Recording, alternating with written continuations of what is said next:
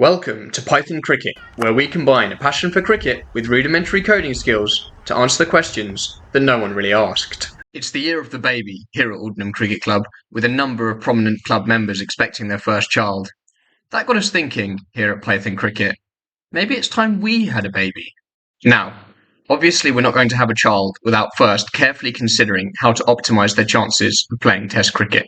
Join us as we analyse the birth months of every cricketer from Bannerman to Tongue to find out how we can give our little hatchling the best chance of success.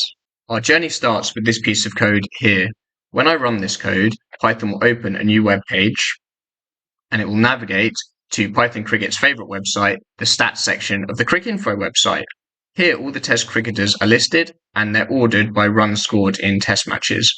The code will iterate through each page of this data, and as it does so, it will save the information used to build the website, the HTML, as a text file.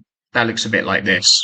This is the HTML file for the first page of the data table, and within this, we'll be able to find the players and their stats. Here's the first player, Sachin Tendulkar, and we can see his matches played, his innings, the amount of runs scored, etc. This also has a link to his own personal profile, which is important because I'll be able to navigate to that later and use it to find the birth months of all the cricketers. The next stage of the journey is for Python to open all of those saved text files which contain the HTML and use Beautiful Soup to extract the information that we want, namely the player's name and their link to their personal page, as well as their runs scored. Once it's got the links for each of the players, it can navigate to those pages and from that page extract the country of birth and the birth month. It saves all of that data in this data frame, which is then really easy to query and find out the information you want. I love the data that comes with cricket. Who knew there was a player called CF Root, Fred Root, who played 3 test matches for England without scoring a test run?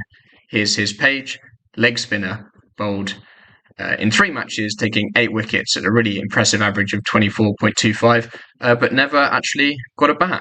Once you have the data frame, it's really easy to use it to answer any questions you might have about the data set or to build up some graphs. So my data frame is just called DF, and if I wanted to find out how many players it contained, how many players had played Test cricket, I could just ask for the length of that data frame, 3,139. But what if I was interested in how many players had played Test cricket but never scored a test run? I could just sample my data frame by runs, find out how many of those run values were 0, and then find the length of that data frame. So that will give me 80. 80 players have played Test cricket and never scored a run. I then can sample my data frame by months and work out how many players who've played Test cricket were born in each month, but also how many test runs were scored by players who were born in each month.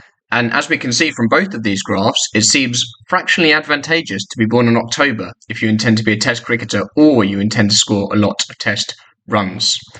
Baby Python is likely to be playing Test cricket for England, so I thought I'd better check the stats just for England cricketers, and the story is slightly different. The runs are skewed by 2 very high-scoring players, Root and Cook, such that December is the optimal month if you want to be a run scorer. So, food for thought. Now all I need to do is find a partner.